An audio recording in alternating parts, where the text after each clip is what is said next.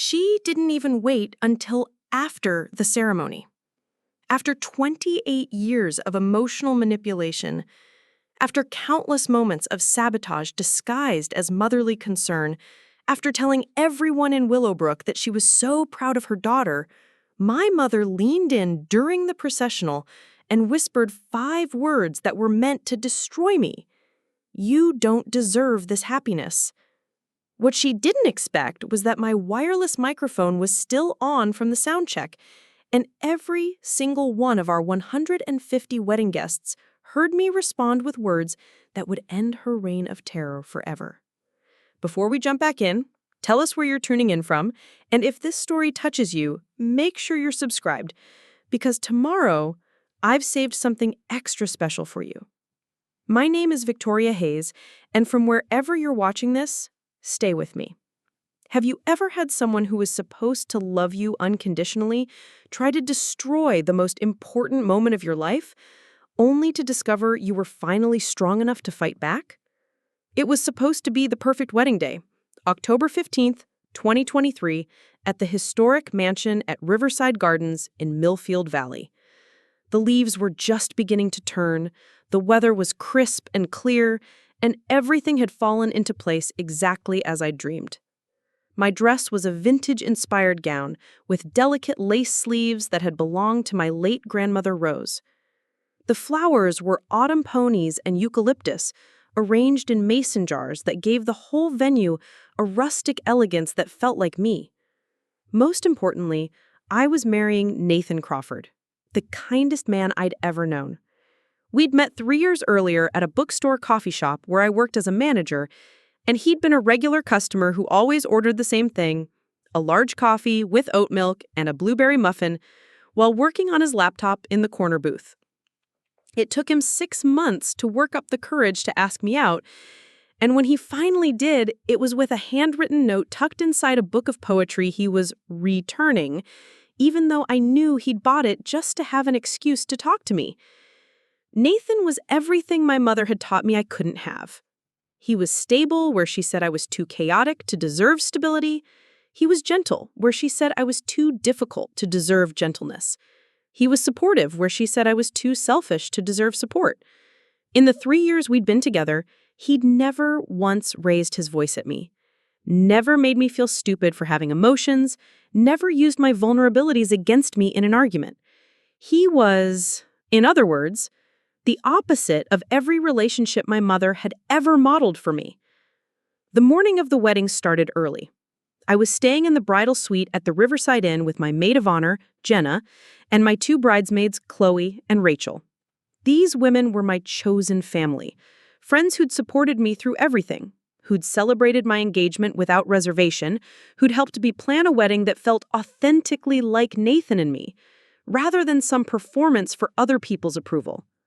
My mother, Patricia Hayes, had arrived at 8 a.m. with the hair and makeup team immediately taking charge in the way she always did. She swept into the room like a general preparing for battle, issuing orders about timing and logistics, rearranging flowers that were already perfectly arranged, and criticizing details that had been finalized months earlier. "Victoria, are you sure about this hairstyle? It seems a bit casual for such an important day." I was getting my hair styled in soft romantic waves that would be partially pinned up with small pearl combs, exactly what I had requested and exactly what looked beautiful with my dress and veil. "I love it," I said firmly. "This is what I wanted." "Well, I just think for photographs, something more structured might be more flattering, more elegant." This was classic Patricia. Nothing was ever quite right, never quite good enough, always needed her input to be improved. For years, I'd caved to her suggestions, changing my choices to avoid conflict, seeking the approval that never came, no matter how much I accommodated her preferences. But not today. "Mom, I'm keeping the hairstyle. It's my wedding day." She pursed her lips in the expression I knew meant she was storing up this moment of defiance to use against me later. But she moved on to her next target. "And this dress," she continued, examining the gown nearby, "I still think the one we looked at in Hartford would have been more appropriate. This one is so vintage. It was Grandma Rose's dress, I said, trying to keep my voice level. I had it altered to fit me perfectly. I know whose dress it is, Victoria. I'm just saying that sometimes honoring the past isn't as important as making the right impression for your future. Jenna caught my eye in the mirror and gave me a subtle, encouraging nod. She'd been my best friend since college, and she'd witnessed enough of my mother's behavior over the years to recognize the pattern. I think Victoria looks absolutely stunning, Jenna said diplomatically. The dress is perfect for her. My mother's smile was sharp. Of course you'd say that, Jenna. You've always encouraged Victoria's more unconventional choices. The way she said unconventional made it sound like a character flaw. As the morning progressed, my mother found fault with nearly everything.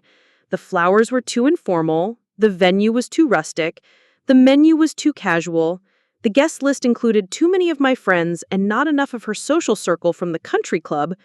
She even criticized the wedding favors, small potted succulents that Nathan and I had grown ourselves as a symbol of growth and endurance. Plants as wedding favors, she mused to the photographer. So unusual. I suppose not everyone appreciates traditional elegance.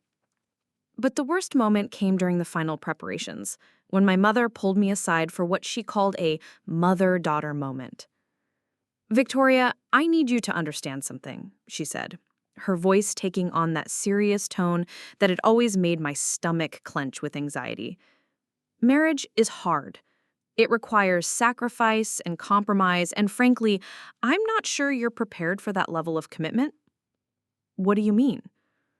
"I mean that you've always been very self-focused, very concerned with your own feelings and desires. Nathan seems like a sweet boy, but marriage isn't about feelings. It's about duty and responsibility. And I worry that when the honeymoon phase ends, you'll discover you're not capable of putting someone else's needs first." I stared at her, feeling that familiar sensation of the ground shifting beneath my feet. This was what she did. She waited until moments when I should have felt confident and happy, then planted seeds of doubt that would grow into anxiety and self-recrimination. "I love Nathan," I said quietly, "and he loves me." "Love," she repeated dismissively. "Love is a feeling, Victoria. Feelings change. What matters is whether you can be the kind of wife he deserves. And based on your track record—" She let the sentence hang unfinished, the implication clear. "What track record?" I asked, even though I knew I was walking into a trap. "Well, you've never been very good at maintaining relationships, have you? You've always been quick to give up when things get difficult, quick to blame other people for your problems." This was rewriting history, and we both knew it. The relationships that had ended badly in my past were with men who, like my mother, had been emotionally manipulative and demanding. I'd learned to recognize those patterns and remove myself from toxic situations, something she'd always criticized as giving up too easily. "Mom, I don't want to have this conversation on my wedding day. I'm just trying to help you be realistic about what you're committing to. Nathan comes from a good family with high standards. They're going to expect certain things from his wife. They've been nothing but welcoming to me. In the beginning, yes. But wait until you're actually part of the family. Wait until you're expected to live up to their expectations of what a Crawford wife should be." I felt the familiar spiral starting. The doubt, the anxiety, the voice in my head that sounded suspiciously like hers, telling me I wasn't good enough, not worthy of love, would inevitably disappoint everyone who mattered. But then I looked in the mirror and saw myself in my grandmother's dress, surrounded by friends who loved me, preparing to marry a man who'd never once made me feel inadequate or unworthy. "Mom, I need you to stop." "Stop what? Stop caring about your future? Stop trying to prepare you for reality? Stop trying to make me doubt myself on my wedding day." Her expression hardened. "If you're doubting yourself, Victoria, maybe that's your instincts trying to tell you something important." That's when Jenna stepped in. Mrs. Hayes, I think Victoria needs some quiet time to finish getting ready. Maybe you could check on the flowers or see if the ushers need any guidance. It was a diplomatic way of asking her to leave, and my mother recognized it as such. Of course, she said with false sweetness. I'll go make sure everything else is running smoothly, since apparently no one else is concerned with the details. After she left, Jenna knelt beside my chair and took my hands. Vic, are you okay? She's just nervous, I said automatically, the response I'd been giving for years. She wants everything to be perfect. No, Jenna said firmly. She's being cruel. On your wedding day. That's not about wanting things to be perfect, that's about something else entirely.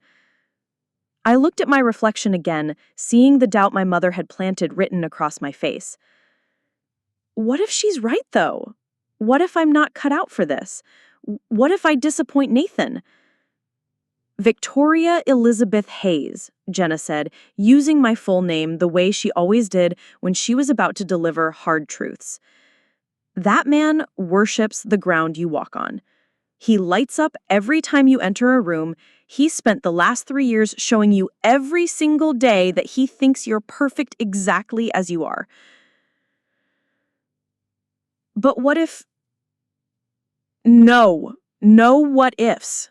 Your mother has spent your entire life convincing you that you're not good enough, not worthy of love, not capable of success. But look around you. You have a career you love, friends who adore you, a man who wants to spend his life with you. When are you going to stop listening to her voice and start trusting your own? The ceremony was scheduled to begin at 4 o'clock. By 3:35, guests were taking their seats in the garden behind the mansion, and I was waiting in the bridal suite for my cue to begin the processional. Nathan and I had chosen to do a first look earlier in the day, a private moment where we saw each other before the ceremony. When he turned around and saw me in my dress, his eyes had filled with tears. "You're so beautiful," he'd whispered. "I can't believe I get to marry you." "In Grandma Rose's old dress?" I asked, thinking of my mother's criticism. "Especially in Grandma Rose's dress. You look like a fairy tale princess, but also completely like yourself. It's perfect." That moment had filled me with confidence and joy, but my mother's words from the morning had been gnawing at the edges of my happiness all day. The music started, a string quartet playing an acoustic version of At Last by Etta James, our song from our first dance at Jenna's wedding 2 years earlier. It was time for the processional.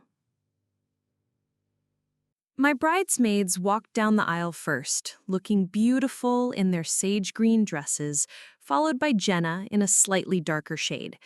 Then it was my turn. My father had passed away when I was 12, so I was walking down the aisle alone, a choice that had sparked another argument with my mother, who thought I should ask my uncle or one of Nathan's groomsmen to escort me. But I'd wanted to walk to Nathan on my own, as my own person, making my own choice to join my life with his.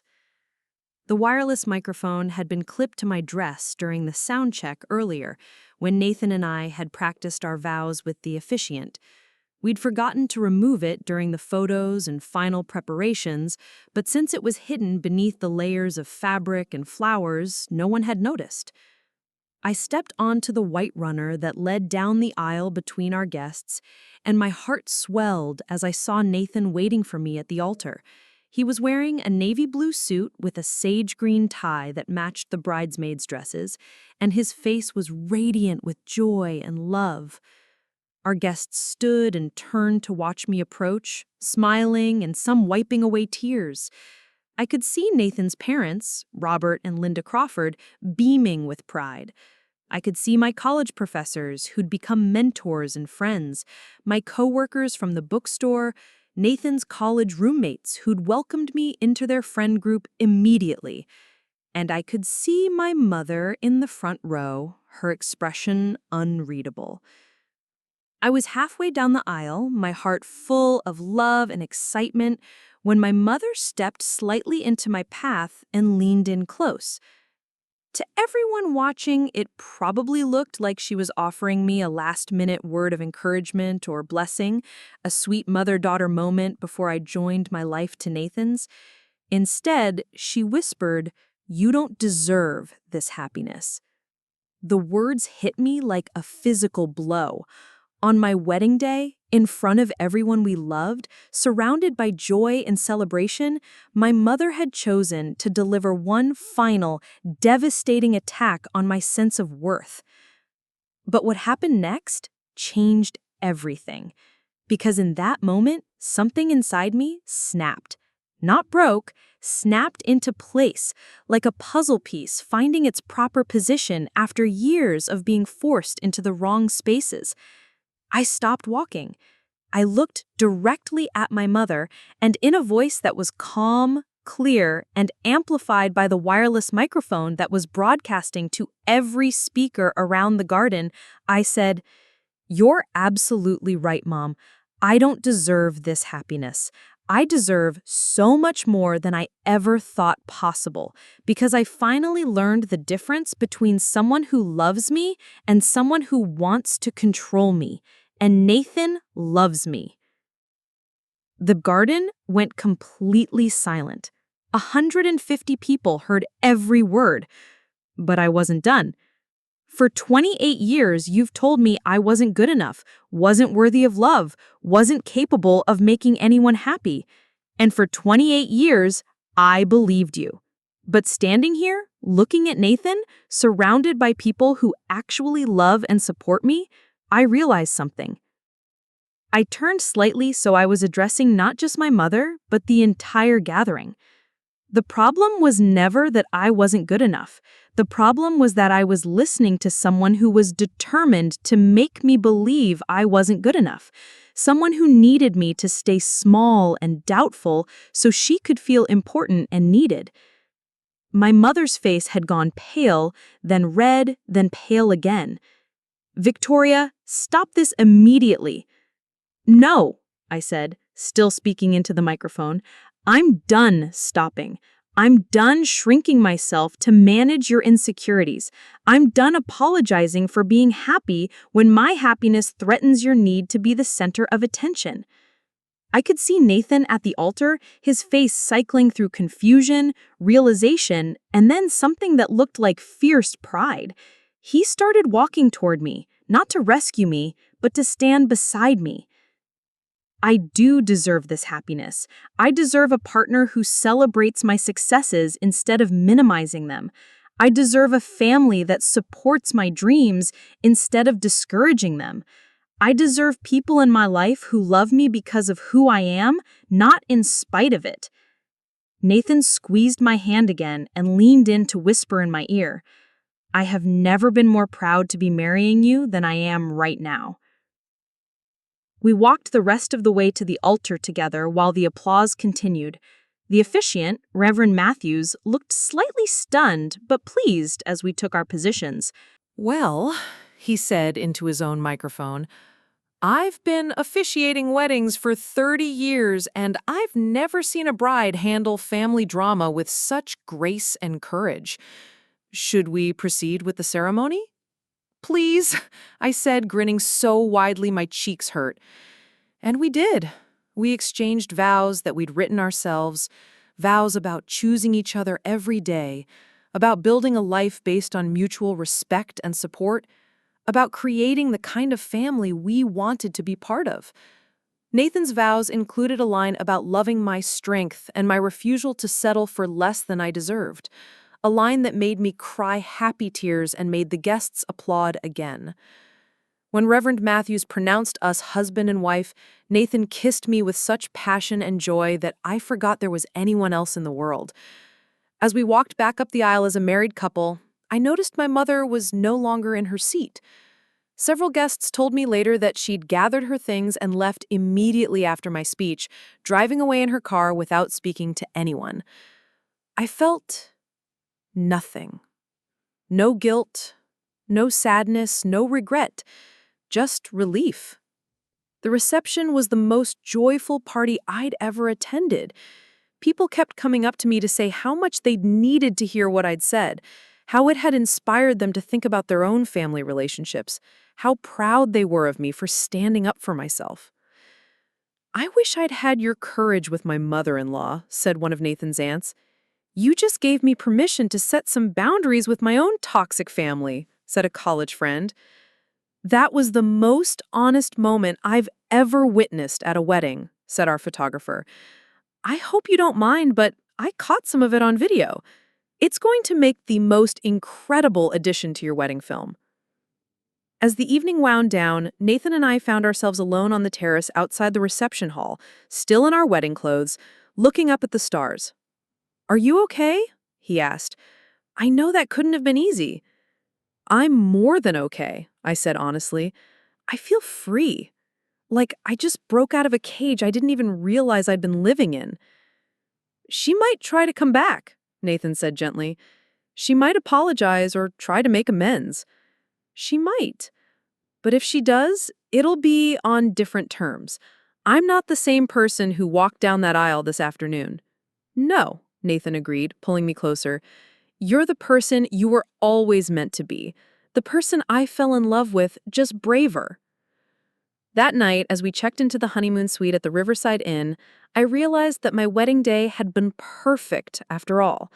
Not despite the confrontation with my mother, but because of it.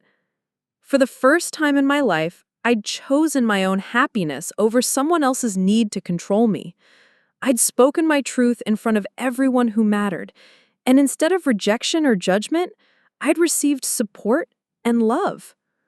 But what I didn't know yet was that my public stand against my mother's toxicity would have consequences I never could have imagined. In the days and weeks that followed, the ripple effects of that moment would transform not just my relationship with my family, but my entire understanding of what family actually means. The music had stopped. The air on the Riverside Gardens felt thick, like everyone was afraid to breathe. My mother's words still hung in the air like smoke. "You don't deserve this happiness." And my reply, loud enough for every guest to hear, was still echoing in the room. "Stay with me, because what happened next, even I couldn't have predicted." For a moment, silence. Then whispers, shuffling, a few gasps. I could feel dozens of eyes burning into my skin, some filled with pity, others filled with curiosity, and some filled with support. Nathan, my groom, squeezed my hand so tightly I almost thought he'd never let go. His eyes said everything my heart needed to hear. "I'm here. I'm not going anywhere." But my mother, Patricia Hayes, didn't flinch. She stood there, chin high, as if she had won something, as if humiliating me on my own wedding day gave her power. And then came her words, not whispered this time, but loud. "Oh, don't act so shocked, everyone. You all know Victoria has always been the disappointment of this family. She never listens, she never obeys, and now she's pretending she belongs in that dress?" Her voice dripped venom, and every guest heard it. Before I could reply, a voice rose behind me. "Enough, Patricia." It was Jenna, my maid of honor, my best friend, my chosen sister. She stepped forward, her voice firm and unshaking. "You don't get to tear her down anymore. Not here. Not today. You've done it her entire life, but this time we're all watching." The room shifted, heads nodded. Even my father, who usually stayed silent, looked down at the ground, ashamed. But Patricia? She laughed, a sharp, bitter laugh. "You all think this is real love? Look at her. She's weak. Always has been." And that's when it happened. From the back of the room, a frail but steady voice broke the tension. My grandmother, Eleanor Hayes, the woman whose wedding dress I wore. She stood, cane in hand, and everyone fell silent. Her eyes locked on Patricia, her own daughter, and in that moment I knew something was about to change forever. "Patricia," she said, her voice trembling but powerful, "you've spent your whole life breaking others to make yourself feel tall. But today Today you've revealed your true self, and I am done being silent. Gasps filled the room. My mother's face went pale. You dare, she started, but my grandmother raised her hand. No, you dare. To humiliate your own daughter on the most sacred day of her life? To spit on the very dress I gave her, the one that symbolizes our family's legacy of love? You may be my child, Patricia, but Victoria is my true heir.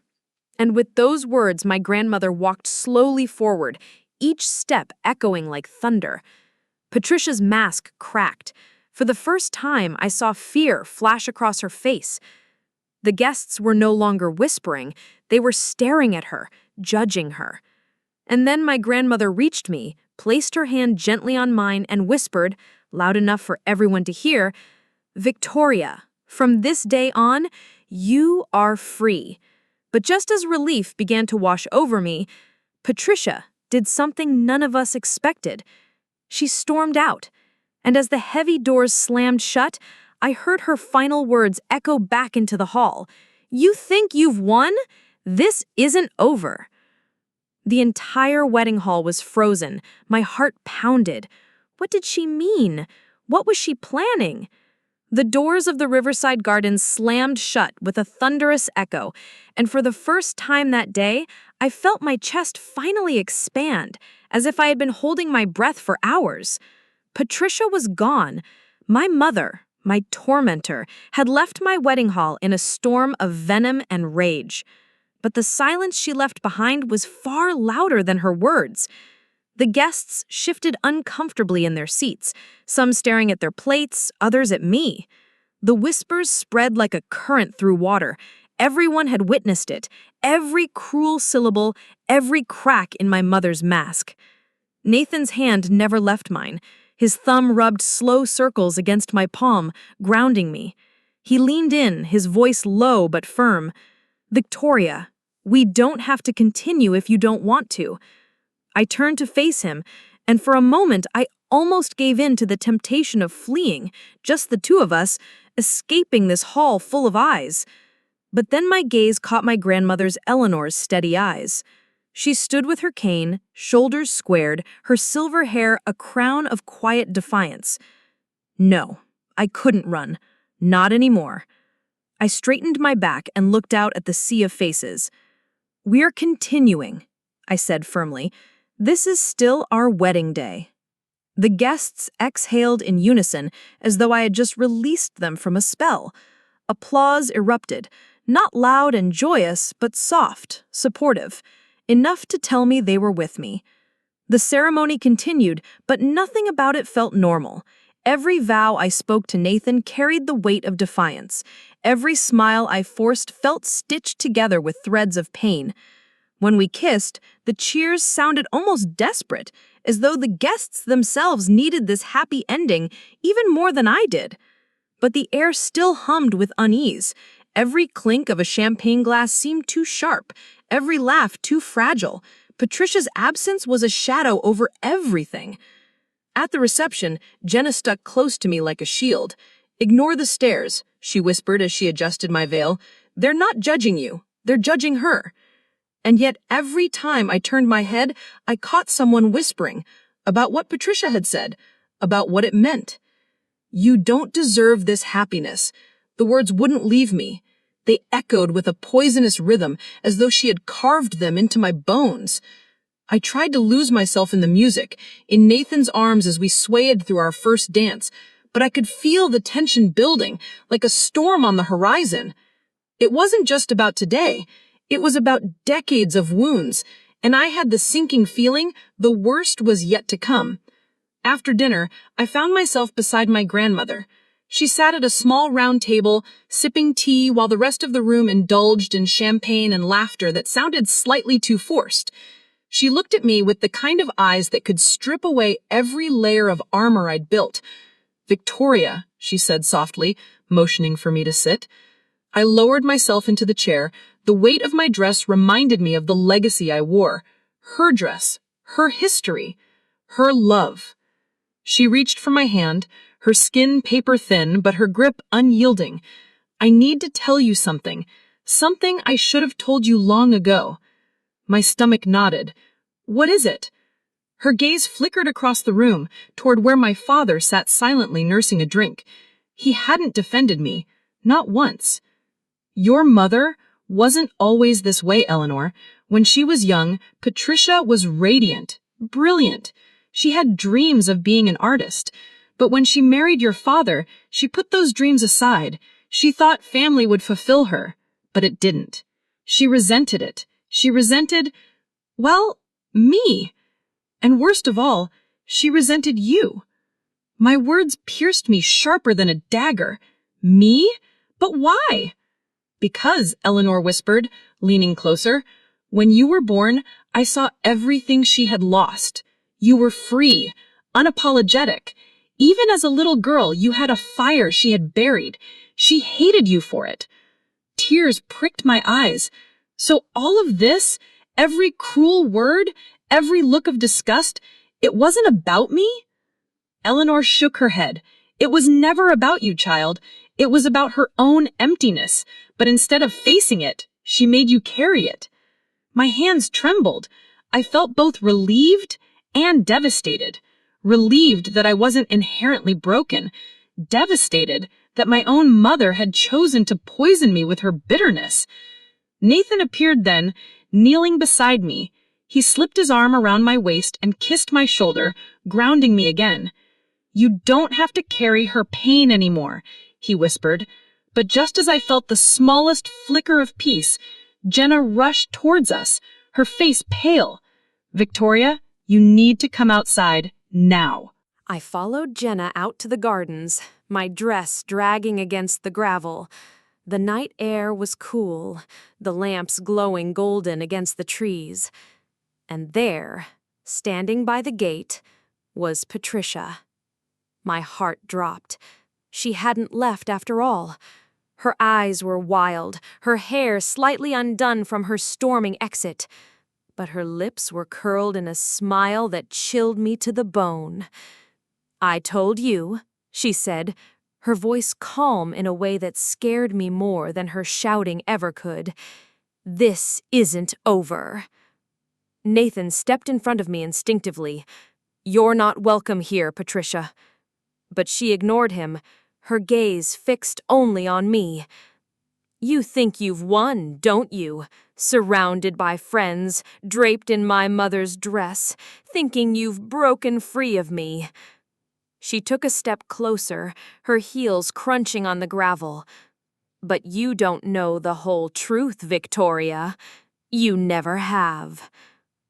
I swallowed hard, my voice barely a whisper. What truth? Her smile widened. The truth about you, about who you really are, about what I've kept hidden from you your entire life. The blood drained from my face. Behind me, I felt Nathan tense, his grip on my hand tightening. What are you talking about? I forced out. Patricia tilted her head, savoring the moment. You're not who you think you are. And when everyone learns the truth, all of this, your wedding, your happiness, it will collapse like the lie it is. She turned then, walking away into the shadows of the garden, leaving her words hanging like poison in the air. I stood frozen, my heart hammering in my chest. Jenna's hand gripped my arm. Victoria, do you think she's telling the truth? I didn't answer. I couldn't, because deep down, some part of me feared she was. I returned to the hall, but the laughter, the music, the dancing, it all felt hollow now. My mother's words had planted a seed of doubt, one I couldn't shake. What did she mean? What secret could she hold over me? Nathan held me close, whispering, "Whatever it is, we'll face it together." But his voice sounded far away, drowned out by the question clawing at my mind. What if my entire life has been built on a lie? And as I looked at my grandmother's eyes across the room, eyes that suddenly seemed burdened with unspoken truths, I knew one thing with chilling certainty. The music at the Riverside Gardens blurred into a dull hum in my ears. The laughter and clinking glasses felt unreal, like I was watching someone else's wedding from the outside. Patricia's words gnawed at me. "You're not who you think you are, and when everyone learns the truth, your happiness will collapse like the lie it is." I smiled at guests when they approached, thanked them for their kind words, posed for photographs, but inside I was unraveling. Every look from my grandmother felt heavy with guilt. Every glance at my father made my chest burn with unspoken accusations. And Nathan, my anchor, kept whispering reassurances. But even his steady hand on my mind couldn't silence the questions storming inside me. Who was I, if not the daughter Patricia had always claimed to despise? The night wore on. Cake was served, toasts were made. Jenna's speech had the room in tears, but even her words couldn't lift the weight pressing against my ribs. Finally, when the hall began to empty and guests filtered out into the cool night air, I pulled Nathan aside. "I need answers," I said, my voice shaking. He looked into my eyes, searching, his brow furrowed. "Then we'll get them, tonight." And just like that, the decision was made. I found my grandmother near the exit, her cane resting against a chair. She smiled when she saw me, but her eyes betrayed her fear. "Grandmother?" I whispered, leaning close. What did she mean? Her face paled. "Victoria." "No," I cut her off. "No, no more protecting me. No more silence. If there's something I need to know, you will tell me. Tonight." Nathan's hand closed over mine, strong and steady. Eleanor's eyes flickered between us, then down to the floor. She let out a long sigh. "Come with me." She led us through the gardens, the night thick with crickets and the faint rustle of leaves. At the far end of the property, a small brick carriage house stood, weathered and quiet. Eleanor unlocked the door and motioned us inside. Dust clung to the air as we stepped in. Old trunks and faded portraits lined the walls. It felt like stepping back in time. Eleanor lowered herself into a wooden chair and gestured for us to sit. Her hands trembled slightly as she folded them in her lap. "Victoria," she began, her voice low, "your mother wasn't lying entirely. There is something you don't know." My chest tightened. Nathan gripped my hand so hard it hurt, but I didn't flinch.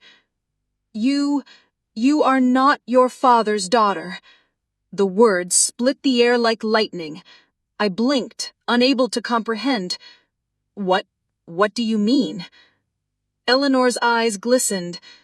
"Patricia was very young when she met your father, but before him there was someone else, a man she loved deeply, a man her family did not approve of. When she became pregnant with you, the scandal was unbearable. To preserve appearances, she married your father, and he agreed to raise you as his own." My blood ran cold. "So, my entire life?"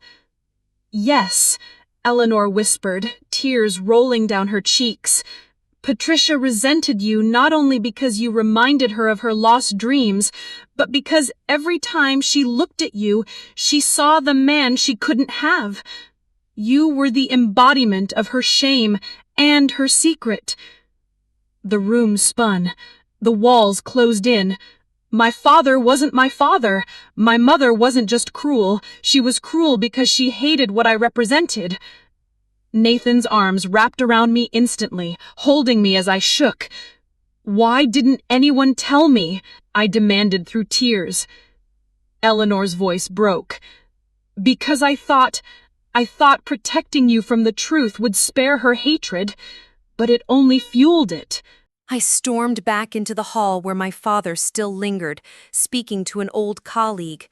The moment his eyes met mine, he knew. "You knew!" I accused, my voice louder than I intended. Guests turned their heads, the last remnants of the celebration now hanging in tatters.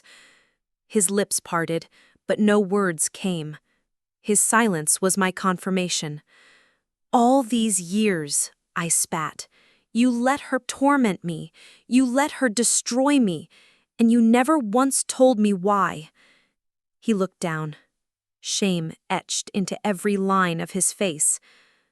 "I wanted to protect you," he said softly. "I wanted you to believe you belonged." "Belonged?" I laughed bitterly. "You let me grow up believing I was worthless. You let her call me a mistake. And all this time, you could have told me the truth. You could have told me I was more than her bitterness."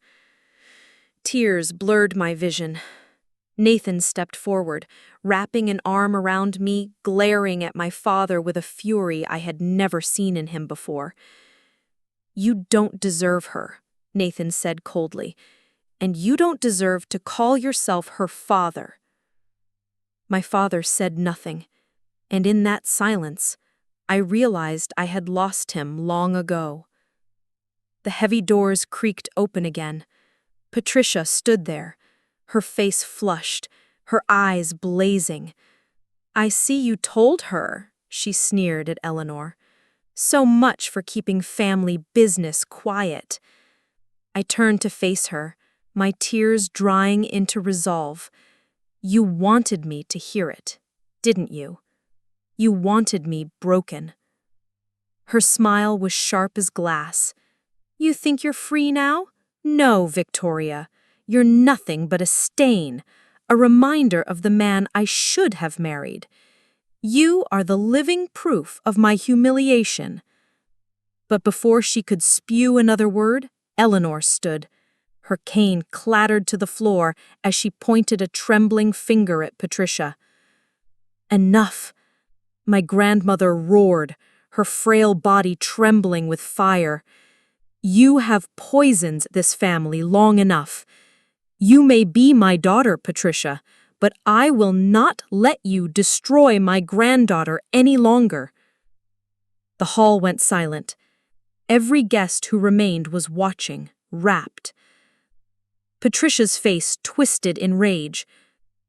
"You always loved her more than me," she spat. Eleanor's voice broke, but her words were firm. "Because she chose love, even when you only chose hate." I stepped forward, my voice steady despite the storm inside me. "You're right, Mother," I said, the word bitter on my tongue. "I am not who I thought I was. And you know what? That's my salvation, because it means I am not you. I am not defined by your bitterness, or your choices, or your lies. I am free." Gasps rippled through the hall. Nathan's hand found mine, his pride radiating through his touch. Jenna's tear-streaked face glowed with support. Eleanor's shoulders sagged with relief. Patricia's face contorted, but she said nothing. For the first time in my life, she had no weapon left. I turned my back to her, and in that moment, I felt lighter than I ever had. As Nathan and I prepared to leave the hall, I paused at the doorway.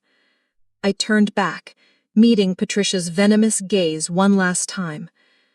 "You whispered that I don't deserve this happiness," I said, my voice clear and unshaking. "But here's the truth. I fought for this happiness. I built it, piece by piece, despite you, and I will keep it.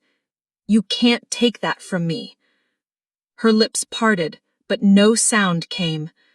I stepped out into the night with Nathan at my side, my friends and grandmother following close behind me.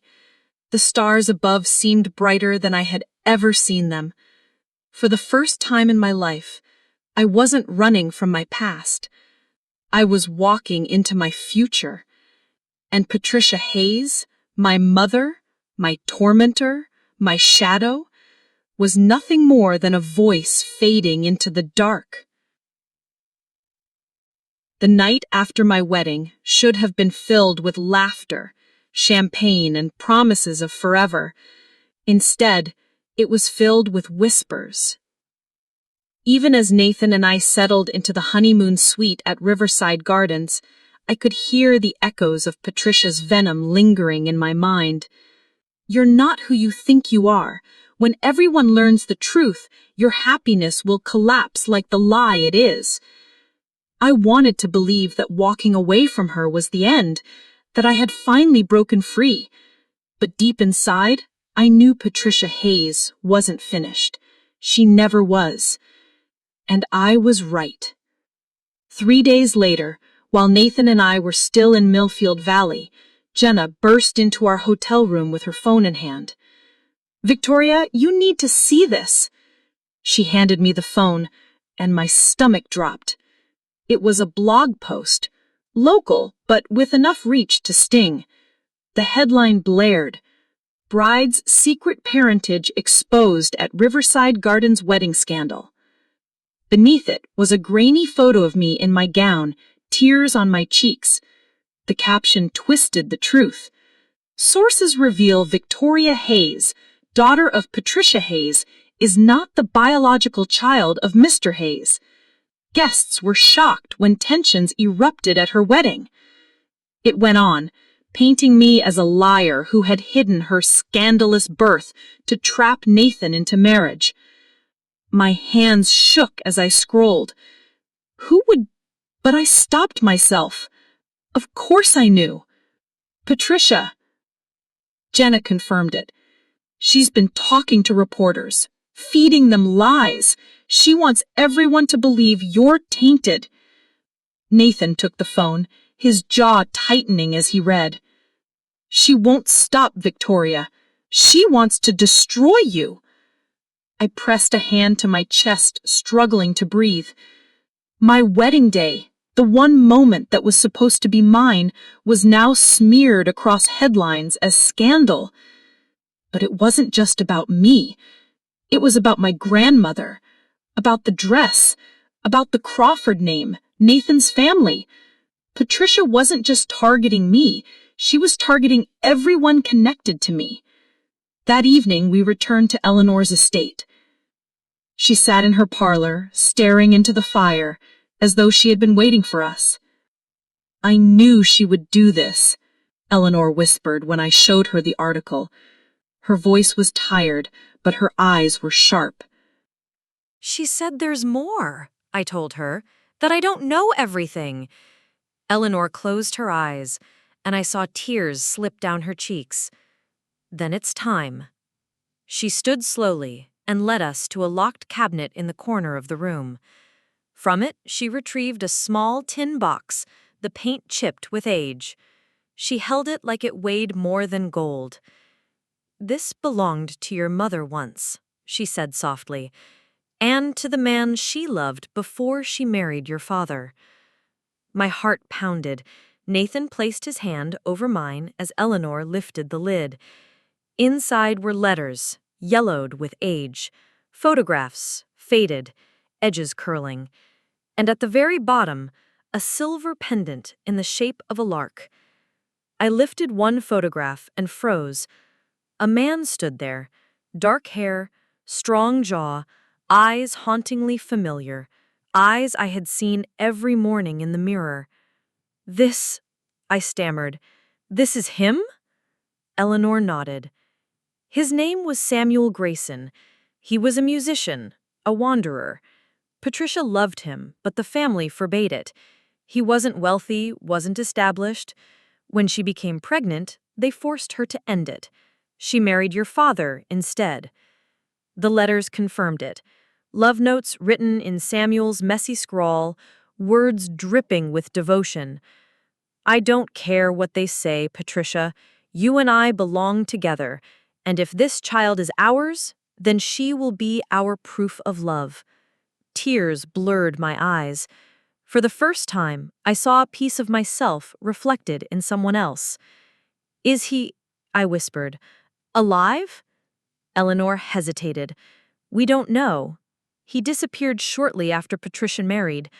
Some said he left town in heartbreak. Others, well, Patricia claimed he abandoned her. But Patricia lies when it suits her. Nathan squeezed my hand. If he's alive, we'll find him. You deserve the truth. But even as hope flickered in my chest, fear wrapped around it like chains. Because if Patricia had held this secret for so long, what else was she hiding?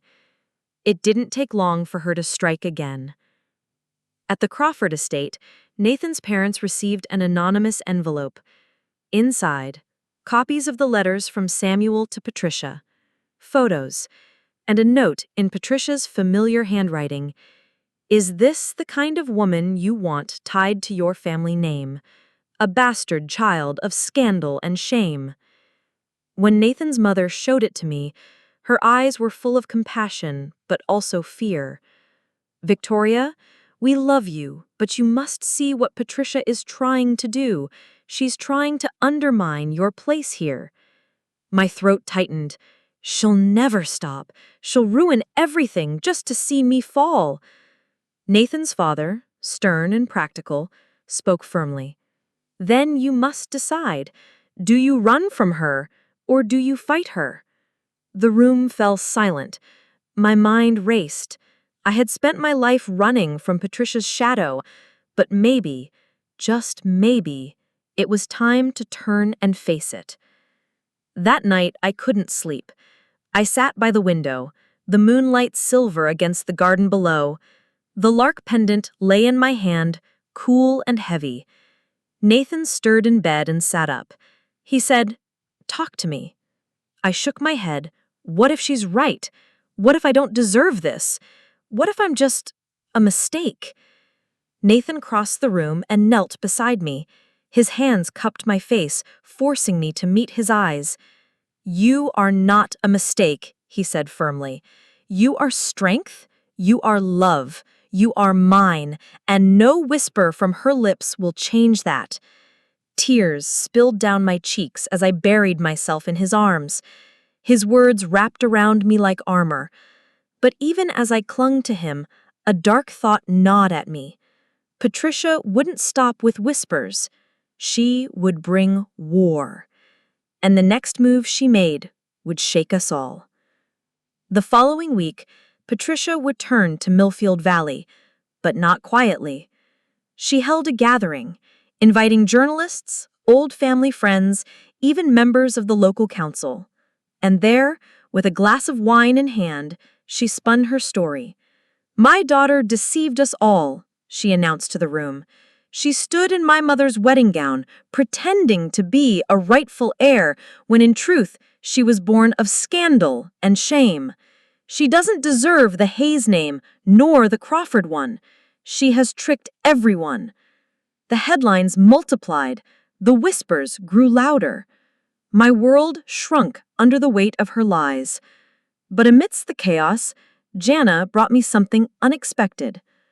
A letter, she said, pressing it into my hands. Found this in the box. It was hidden at the bottom. I unfolded it slowly, my heart pounding. And what I read inside made my breath catch in my throat. The paper in my hand trembled as though it carried the weight of an entire lifetime. The handwriting was different this time, not Samuel's messy scrawl, not Patricia's elegant loops. It was Eleanor's, precise, deliberate, every letter heavy with care. The date at the top made my stomach twist. 20 years ago, just months after I was born. I began to read.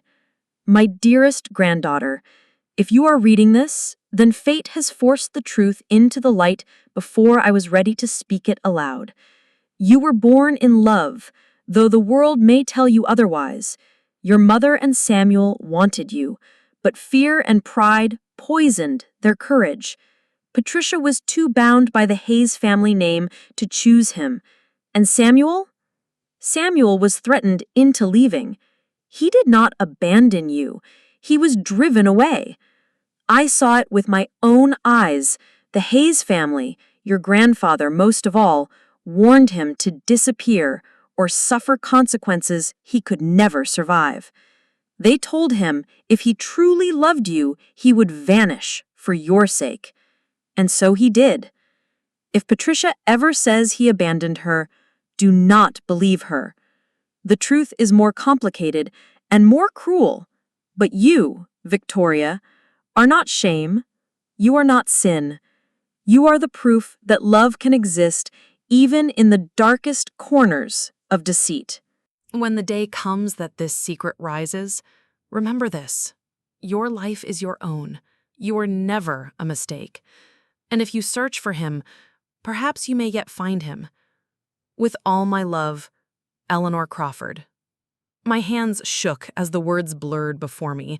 Nathan leaned over, reading silently, his jaw tightening. Jenna's eyes widened. Samuel didn't leave me, I whispered. He was forced out. My own grandfather, Patricia's father, threatened him. The room felt smaller, the air too heavy to breathe. My whole life had been shaped by lies, by manipulation, by a history buried in shame. But the letter changed everything. It wasn't just Patricia. It was the Hayes family. It was the legacy of power and pride they had guarded like a fortress. And suddenly, the whispers Patricia spread felt like more than spite. They were chains, meant to bind me to a past I never asked for. Nathan's voice broke through my storm. Victoria, this changes everything. We need to find him. If Samuel is alive, he's the only one who can cut through Patricia's lies. But Jenna raised a hand. And if he isn't alive? What if Patricia already made sure of that? The thought chilled me. The very next day, Patricia proved just how far she was willing to go. A letter arrived at the Crawford estate, addressed not to me, but to Nathan's parents. In it, Patricia had scrawled accusations, page after venomous page. She painted me as manipulative, deceitful, a child of scandal with tainted blood. She insisted I trapped Nathan, that I wanted his wealth, his name. But this time, she attached something else, a birth certificate, except it didn't look like mine. The name Victoria Hayes was there, but the father's section read only one word, unknown. Nathan's mother gasped when she saw it. She must have doctored this, surely. But Nathan's father shook his head grimly. Or perhaps she withheld the truth from even us. My legs gave way, and I sank into a chair. She's rewriting my very existence. And the worst part? The journalists believed it. Within days, the blog post had turned into full-blown articles. Bride of unknown parentage. Crawford heir marries illegitimate daughter. The whispers were no longer confined to Millfield Valley. They had spread like wildfire. Nathan fought for me. He stood by my side, giving interviews, declaring his love, insisting the truth was more complicated. But the more he defended me, the more Patricia spun it into evidence of manipulation.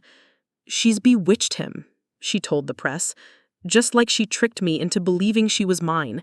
She'll drain the Crawfords dry, and when she's finished, she'll throw him aside, just as her father did to me. Her words cut deep, not because they were true, but because she wrapped them in just enough pain to make them believable. And then, one night, it all came to a head. Nathan returned home late, his face pale, his eyes heavy. "They want us to separate," he said quietly. I froze. "Who?" "My parents. The Crawfords. They think, if we divorce quietly now, before the scandal grows bigger, it will protect the family name." The words hit like a dagger. "And what do you think?" I whispered. He fell to his knees, clutching my hands. "I will never let you go. Not for them, not for Patricia, not for anyone. But Victoria, they won't stop pressuring us. They won't stop until they break us apart." Tears burned my eyes, but before I could speak, Jenna burst through the door. "Victoria, you need to see this." She held out her phone, a new article, a headline that made my blood run cold. "Local musician claims to be bride's true father, breaks silence after 20 years." The article featured a man, older now, but unmistakable. The same dark hair, though streaked with gray, the same sharp jawline, the same eyes I had stared into in that faded photograph. Samuel Grayson. Alive.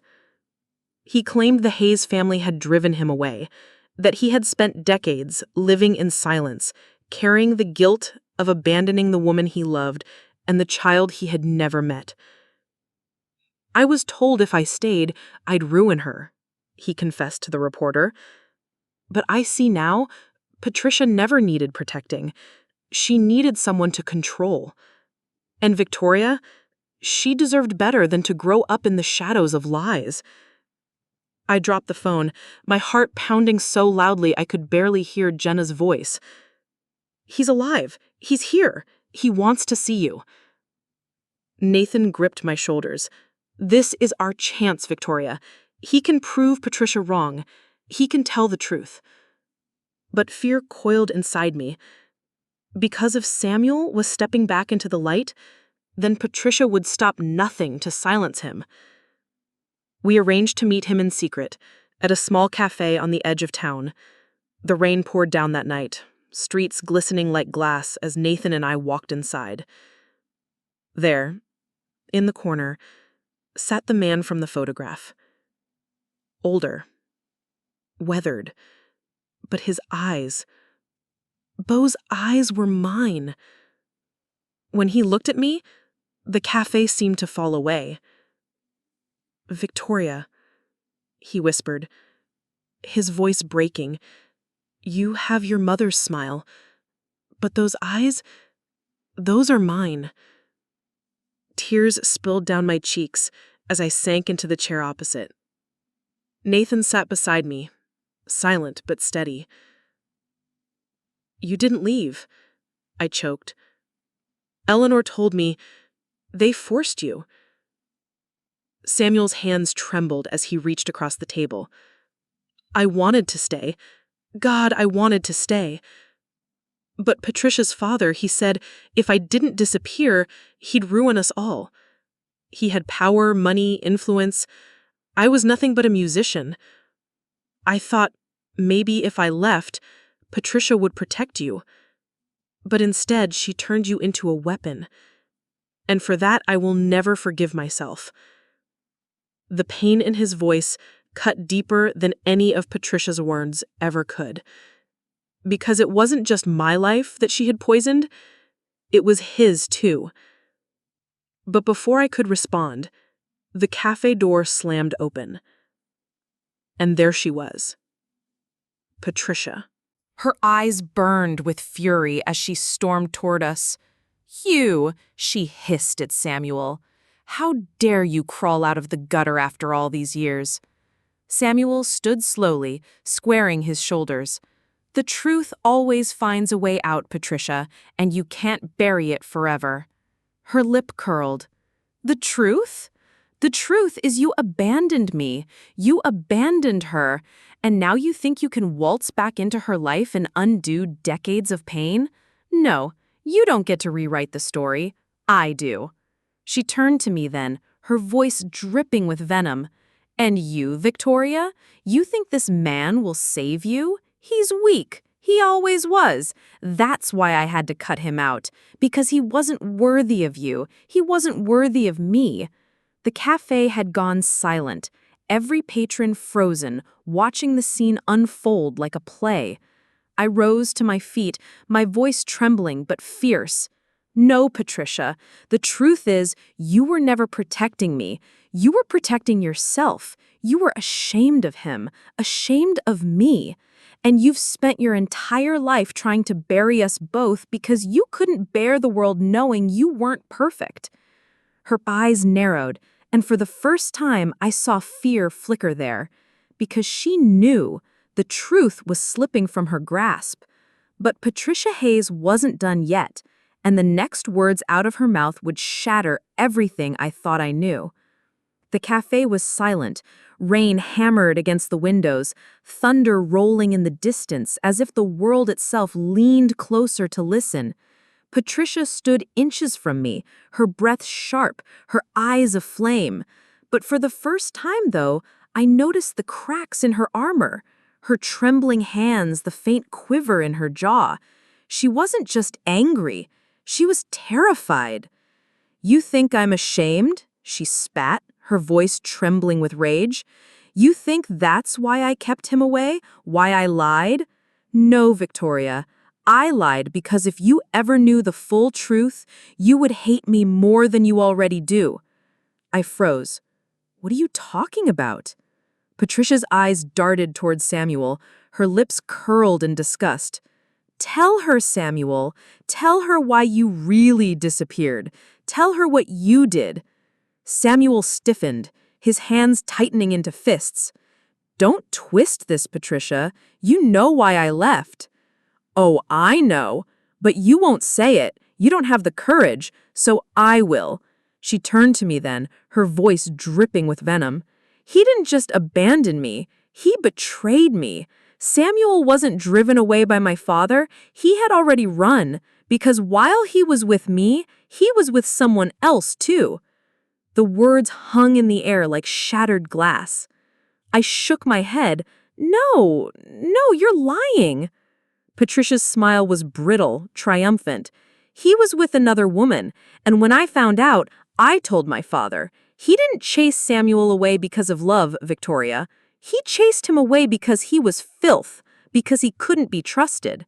And that woman, that other woman, she died, but not before she left behind a child." I staggered back, my knees threatening to buckle. "A child?" Nathan caught me, his arms steady around my waist. "Don't listen to her, she's twisting it." But Patricia's voice cut through the storm like a blade. "That child, Victoria, was you." The world fell silent. I stared at her, at Samuel, at the way his face crumpled in agony. My chest burned, every breath shallow. No, that can't be true." Patricia's expression softened for the briefest moment, almost pitying.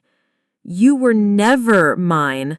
I raised you because Eleanor begged me to, because your mother, your real mother, died before she could hold you. And Samuel was too much of a coward to face the truth, so he left. He left you, and I stayed.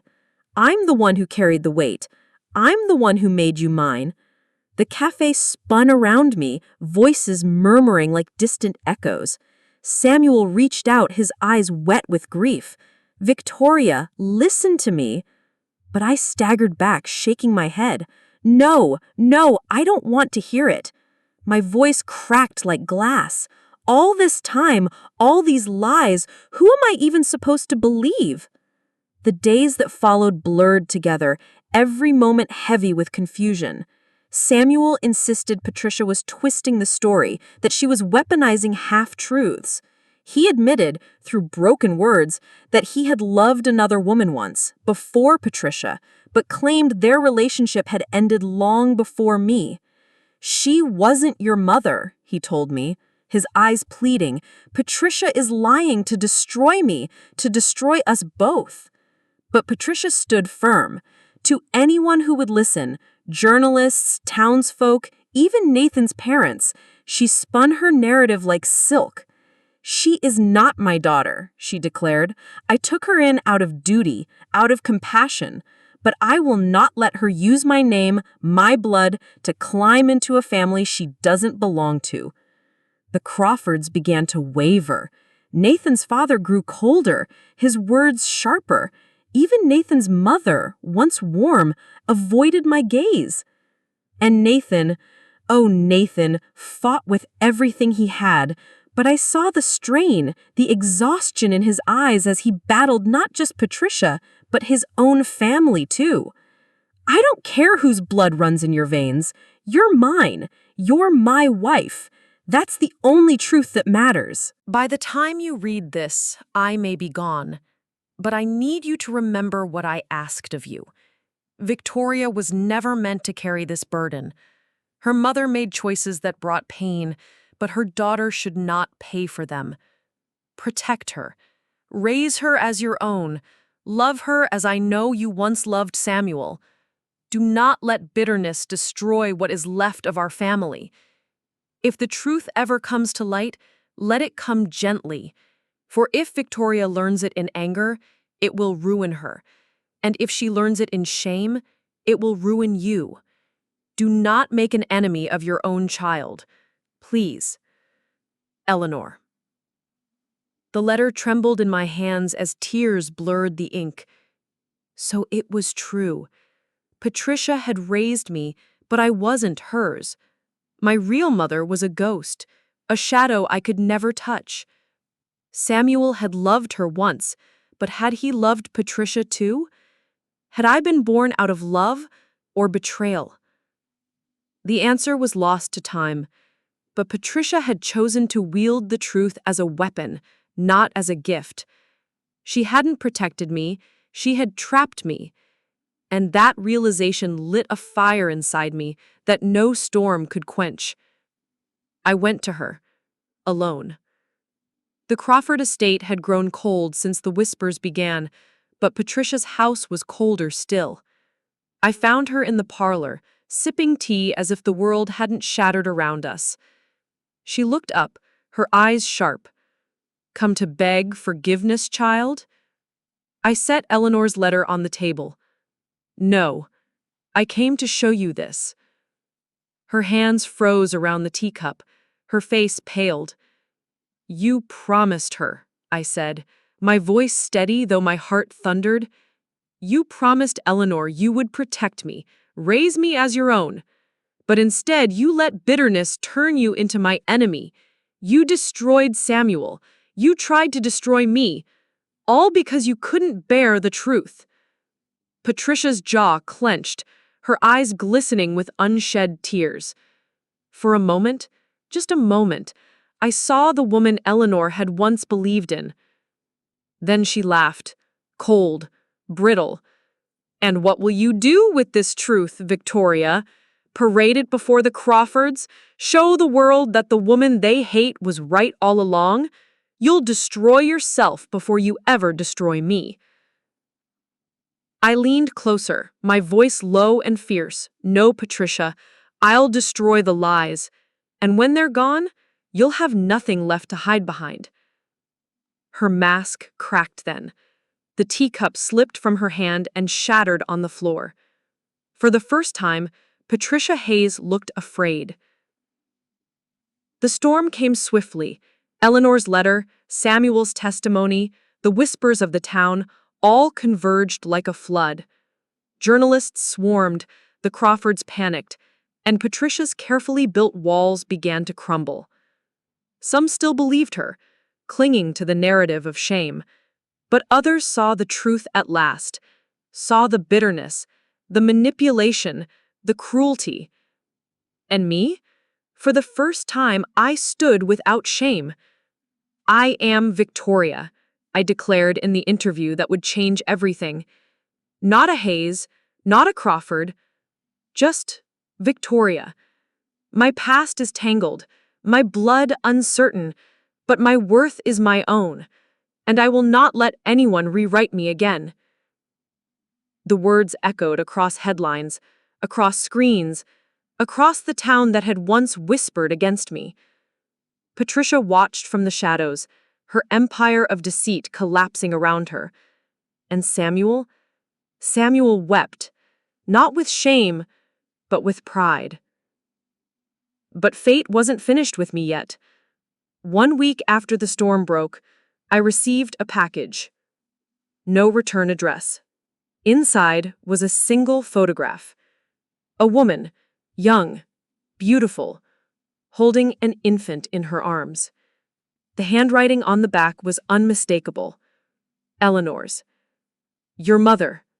Her name was Margaret. She loved you more than life itself." And beneath that, a final line that made my blood run cold. Do not trust Patricia, but do not trust Samuel either. The truth lies somewhere in between. The storm was over, but the mystery of my blood had only just begun. Up next, you've got 2 more standout stories right on your screen. If this one hit the mark, you won't want to pass these up. Just click and check them out. And don't forget to like, subscribe, and turn on the notification bell so you don't miss any upload from us.